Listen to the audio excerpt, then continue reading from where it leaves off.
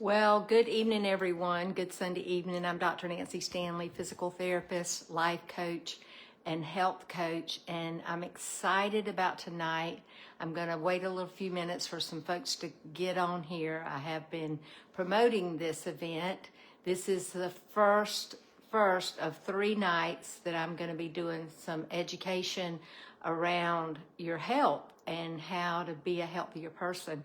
And then I'm going to follow that up with an offer for you at the end to join me on a journey of getting healthy. And you may be thinking, well, gosh, it's December. This is not the time to start making changes. Well, I would tell you this is exactly the time to start making changes. And after I finish this presentation, I think it'll move you forward toward, deciding that I think I want to be a healthier person. I want to be a healthier version of me.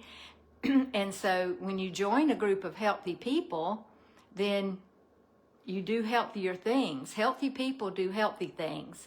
And so that's what I want to encourage you with this week. So tonight, I'm going to be teaching about Alzheimer's and some information that I think you probably don't know, especially if you're not like me. I mean, I am a geek. I do listen to a lot of podcasts.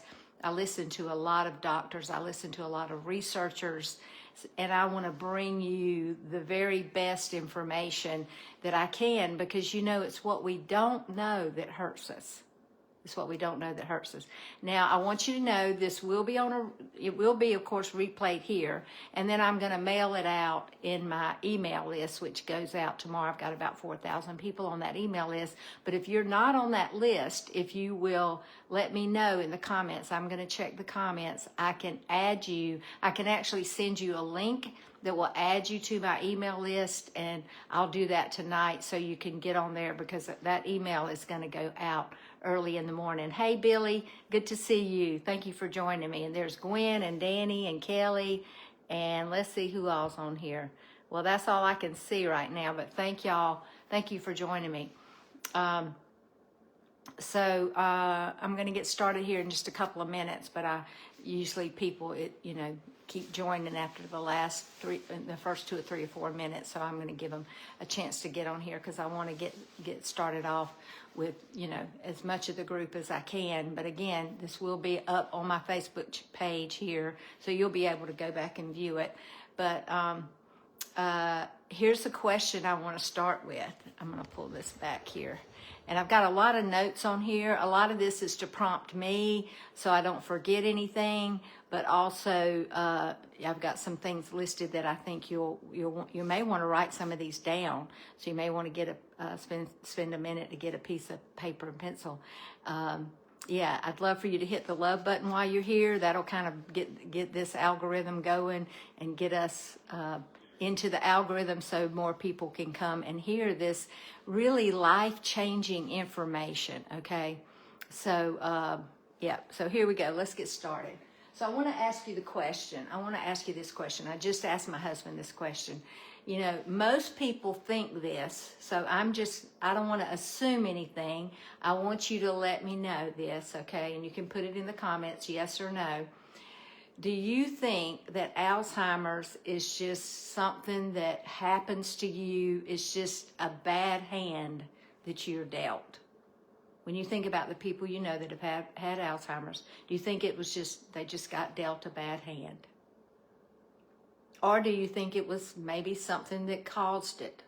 Well, obviously something caused it, but is there anything we can do to prevent it, or is it just happening? So that's my question to you. So in the comments, I'd love if you would comment yes if you believe it's just a bad hand you're dealt, or no, there's definitely something we can do to prevent it. Well, that's what this talk is about tonight. And I want to bring you a little bit closer, because I just like to be up close and personal, okay? I do want to show you something before, though. I want you to see my amaryllis as they are showing out tonight. So this lets you know that it's Christmas at the Stanley house. Okay. So you're not going to be able to read this because it is reversed, but it's, like I said, it's for my promptings. All right, so I'm going to answer the question and tell you no, Alzheimer's is not just a bad hand that you're dealt. There are root causes, and we're going to talk about some of that tonight. And it's not because of genetics. Only 2% of Alzheimer's is genetic. So I just answered that question for you, Billy. My mom died with Alzheimer's when she was 87 years old on a bed right over there. She weighed 67 pounds, and I was fortunate to take care of her.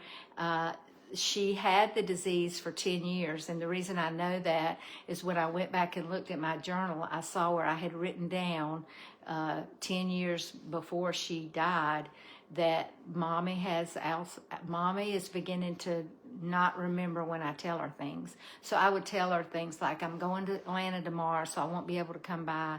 And she would call me the next day and say, well, are you coming by for coffee?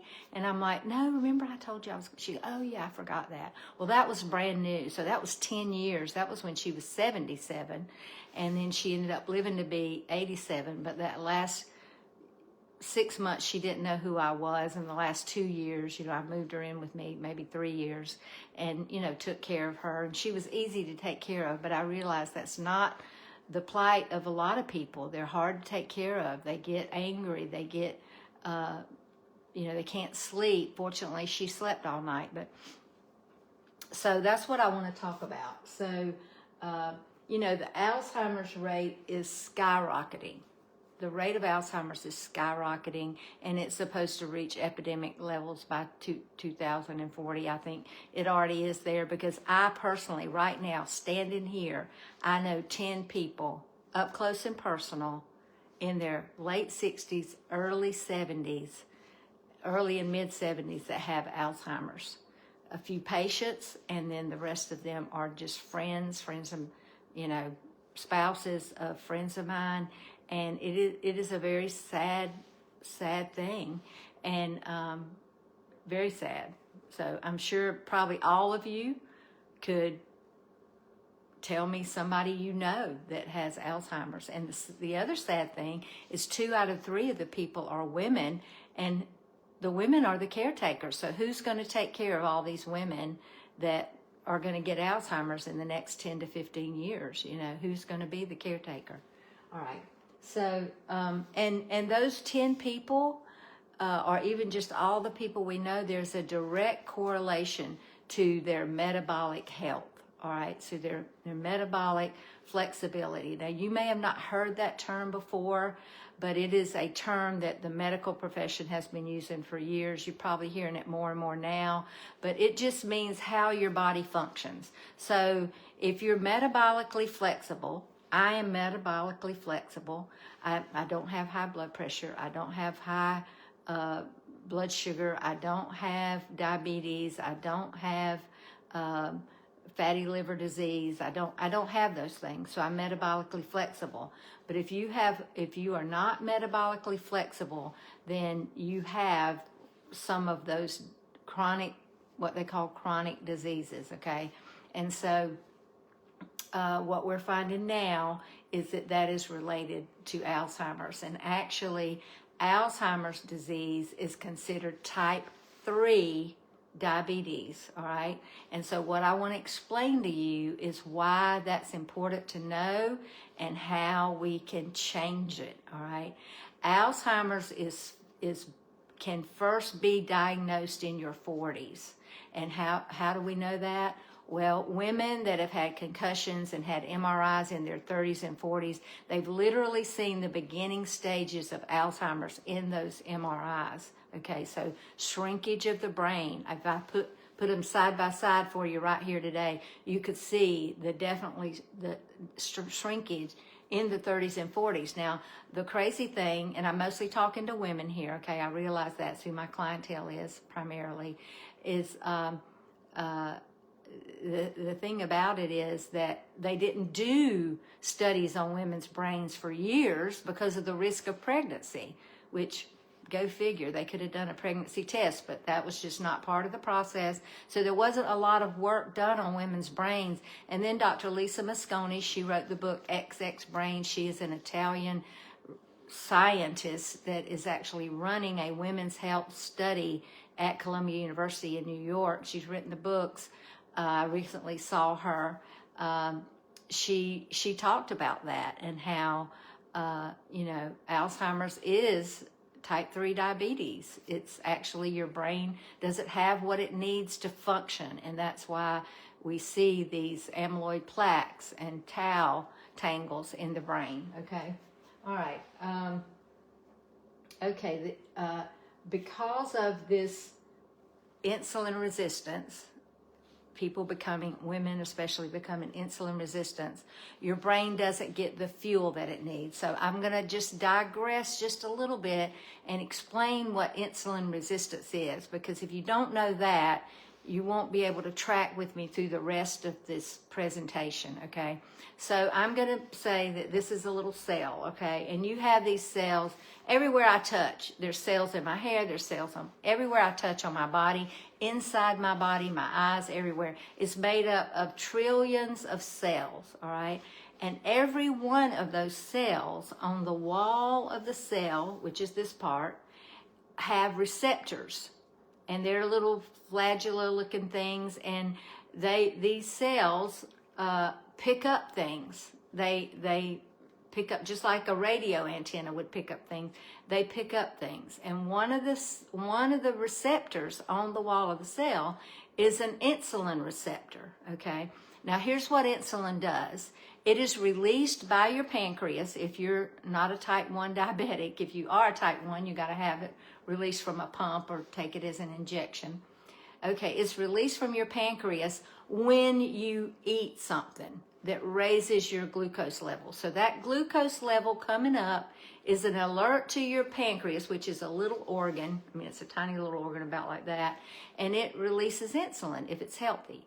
And so that's a good thing. It needs that, because what that insulin does, the job of the insulin, one of the jobs, is to it floats through your bloodstream, all right? And if you drew your blood, you could know how much insulin is there.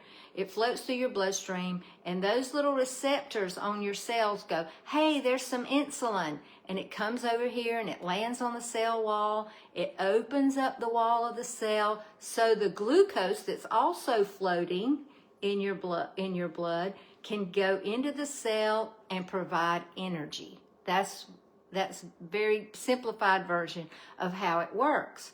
Well, what happens with insulin resistance, okay, is there's so much insulin being released from you eating 3 times a day and 2 snacks and drinking sodas and all of that. Over a period of time, those receptors are like, I'm done.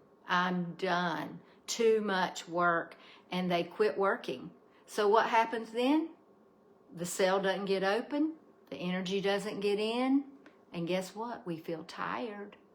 We feel worn out. Our body doesn't heal. Things don't happen like they normally would. Instead of the insulin your body using that energy, it stores it as fat around the middle. But it starts with your organs. That fat is stored around your organs first. And then so that's what you see. That under your chest right here, that's coming because your liver has fat on it. Your kidneys have fat around it. Your heart has fat on it. You know, surgeons will tell you there's just so much fat there that starts from the inside out. And so if you're insulin resistant in your body, you're also insulin resistant in your brain. And that's where the problem starts, is your brain cannot get the fuel that it needs. And what fuel is that? Well, it will use glucose, but it really likes ketones.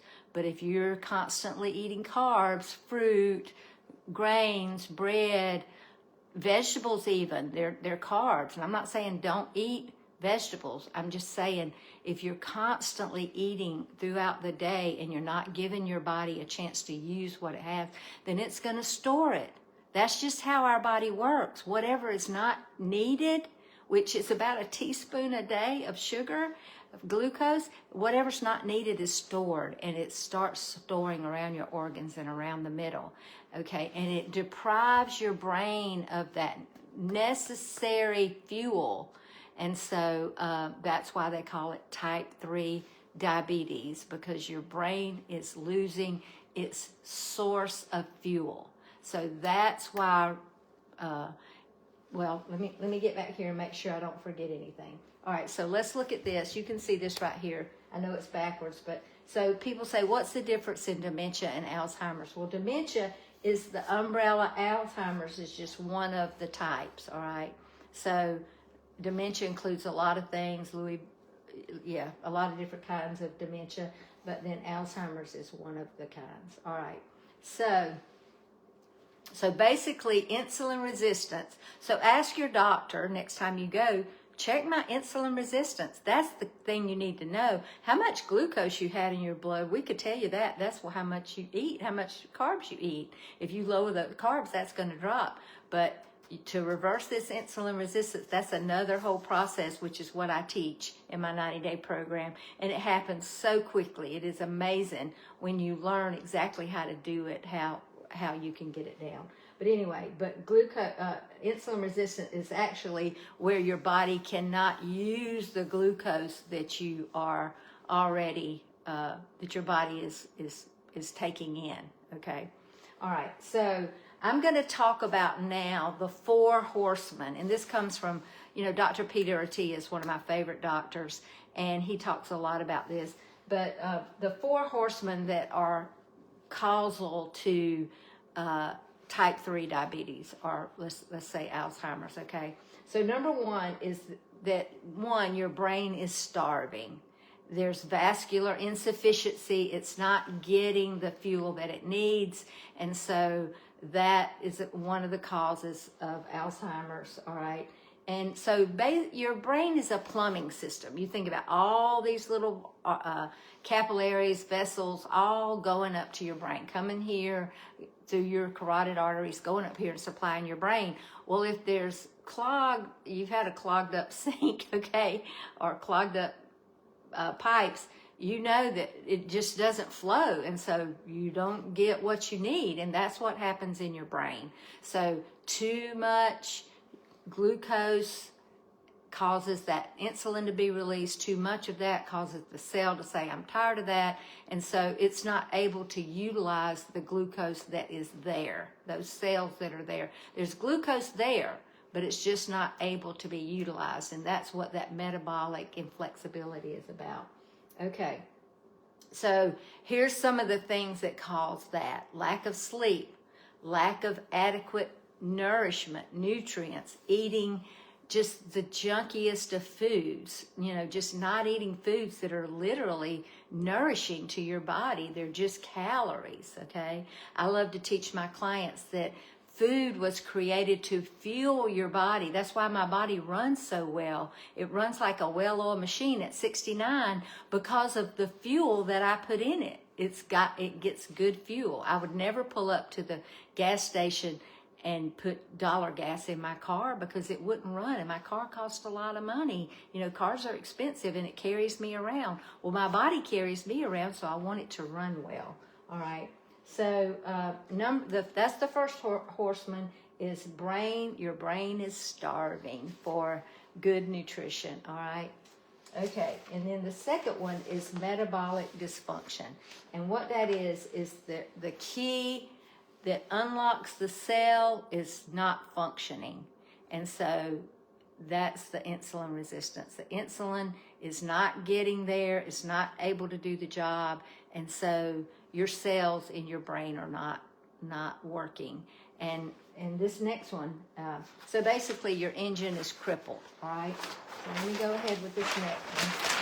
Let's see how easy I can do that. All right, there we go. All right, the third thing is neuroinflammation, which is an inflammation of your brain. And it's the same as your joints. I mean, as a physical therapist, every week I see people in their 40s and 50s coming in with all this joint inflammation.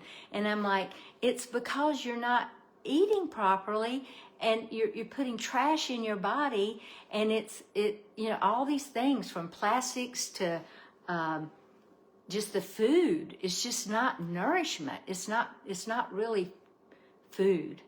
So I would just encourage you to begin to think about that. How can you fuel your body so it will perform. All right, so, but I call it brain trash. So we want to get rid of that. We want to get rid of that brain trash. So we actually have in our brain some little war soldiers. They're called microglia, and they work really well to clean up the trash, but after a while, even they don't work right because there is so much trash and because there's a lack of energy, a lack of cells, and so they quit working as well. So that is part of it. And a direct diet of toxins, gluten, sugars, plastic, decreased sleep, you know, it's just hard for them to keep up. So that trash builds up, and that's what causes the amyloid plaques and the tau tangles. Now, those are not the root cause of Alzheimer's. They're just the side effect of improper nutrition, improper diet, and probably trauma to the brain, other things, you know, going on in the brain. Okay, so I want to tell you, I just wrote this down, an example. Every time one of my clients, and this has happened to over 2,000 people, starts my program and they do it diligently, they're like, my brain fog is gone. I mean, it's so much better. I'm remembering more, and my joints don't ache anymore, and I'm sleeping better. My gut, I don't need those Prilosec and Acifex. I don't need that, which, by the way, those medicines are dangerous. You need to talk to your doctor about that, or look that up. Talk to your pharmacist if you're taking those chronically. That's just a little side for you.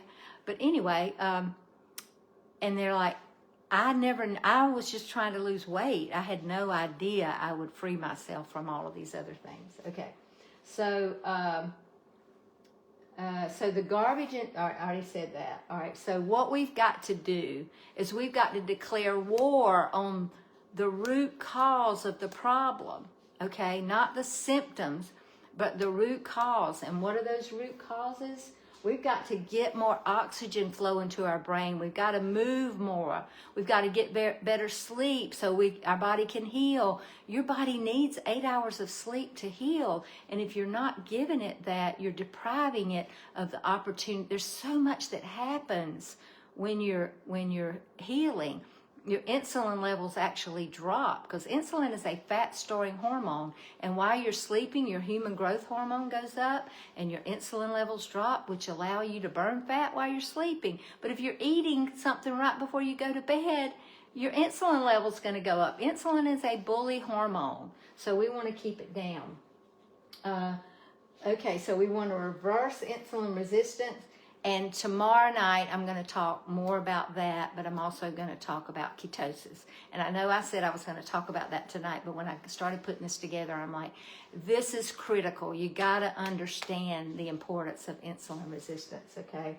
And then the third thing is you got to calm this inflammation, and that's from all the toxins as well that you're taking in. So there's two things going on. You're not getting the nourishment that you need. Your gut especially. Your gut is starving for good bacteria. It's starving for good food, you know. But when you put certain things in there, it actually breaks down the lining of your gut, which is called irritable bowel or leaky gut, and it leaks out into your body, and that's what a lot of the aching and pain and all that. But that's another story for another night, so I don't want to get into all of that. Okay, so let me see. I'm going to flip over one more time here, I think. So if you have any questions, you can put them in the comments, and I'll definitely get around to answering them. And also remember, if I don't have your email, I'm going to send this out in an email tomorrow. All right, so here we go. This is the end right here. So every organ in your body needs energy.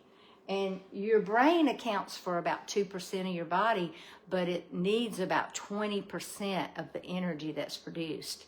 And when we can't get it because of that insulin resistance, then we start to see the decline. And that's why we start to see it in our 40s. When women are going through menopause, there's so many changes happening with your hormones. Your brain needs estrogen.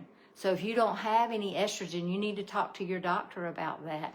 We need estrogen. We need estrogen to build bones. We need estrogen to support our brain function. So just know that. That's another aside for another day. We do talk about that in the program, so there's a lot of education that goes on there. So your brain doesn't store its own energy, and so it has to have it. So it will use glucose for fuel. It's not that the brain doesn't use glucose, but it loves ketones. And how do you make ketones? By lowering your carbs and upping your healthy fats, and that helps your body to make ketones, and your brain loves that, and that's what happens when you get into ketosis, and that's why I love ketosis. Ketosis is one of the recommended healing opportunities for Alzheimer's and reversing Alzheimer's. So, all right. Okay, so yes, glucose can fuel the brain for the short term, but long term, high levels of glucose results in insulin resistance, and we don't want that. So curious to know what strategies can be used to lower systemic inflammation. Okay, so first of all, just getting rid of toxins in your body. For me, that's glutens and grains and unhealthy foods, sugars, eating whole food. So that would be meat, vegetables, eggs, whole fat dairy, nuts, and seeds. That's what we eat in the program. Pushing away from all kinds of things, fillers. Read your label. Look on those labels. Taco seasoning, mayonnaise. And I know I'm hitting your favorite things here. What was I about to say? Ranch dressing. Read what's in those things. They're just not healthy. But that also is another teaching for another night. All right. Okay, so this all gets complicated because in 1970 is when everything started going to hell in a handbasket. We started having high fructose corn syrup and everything because it was so cheap to sweeten with, and glucose, sucralose, et cetera, with no fiber. That's what, and then donuts for breakfast, and just people eating 3 or 4 hamburgers a week, sandwiches, so many things that are just not healthy, French fries, just all these things that are not really food. They don't really provide nourishment, and we wonder why we don't feel good. Okay, we're just not giving our body fuel. All right, so I'm about to close up with this. So what amplified this, and it also wrecked our gut system, our joints aching, all of that. I mean, I don't have any joint aches, and it's because I put good fuel in my body, I think, because I know if I do eat things, I didn't do too bad over the holiday, but if I do eat there's an amount I know I can eat, and if I eat it, my joints will ache when I get up to go to the bathroom in the morning, either but the bottom of my feet or my hips, and they never ache otherwise. So I just know for a fact that you can get rid of that, and I've heard so many of my clients say, I can't believe that finger doesn't hurt anymore. That was just killing me, All right, so here's what I want to tell you. Fatty liver or insulin resistance, okay, they're kind of not really interchangeable, but yeah, one is caused by the other, or vice versa. But fatty liver of the ovaries let me change that. Insulin resistant of the ovaries, which there's cells in the ovaries that become insulin resistant, produces PCOS. And how do I know that? Because I've seen it reversed in women so many times. Insulin resistance of the brain is Alzheimer's. Insulin resistance of the eyes is blindness and eye disease. Insulin resistance of the nerves is neuropathy in the feet, losing blood supply and nerve supply, and it's because of the excessive insulin in the lower extremities that's not getting used, okay? Along with other things too. Insulin resistance in the heart is cardiovascular disease, which is still the #1 killer. We're also focused on cancer, breast cancer, prostate cancer, but heart disease is the #1 killer, and insulin resistance is a cause of that, okay? All right, so these energy or glucose-starved organs have excess glucose, but the cells can't get it. So your glucose level will be high, your insulin level will be high, but your cells are not able to utilize that. So that's the real problem. So, all right, so that's it for tonight. Tomorrow night, I'm going to be talking about ketosis, how you can get into ketosis, why ketosis, what are ketones, and I've heard so many people say, well, I heard that ketosis wasn't healthy. Well, it's not healthy to do sustainably for the rest of your life, but it's definitely healthy to reverse your Alzheimer's and reverse your insulin resistance and reverse your diabetes. And I've seen that happen so many, many times. So tune in tomorrow night at 8 o'clock. I'll be right here. And leave your email. Please hit the love button before you leave and comment if this was new information for you. Maybe comment what you learned. Maybe ask a question. I'm happy to do that. But, this engagement is what gets it out there. And there are people literally dying to hear this information. So I appreciate so much you joining me. And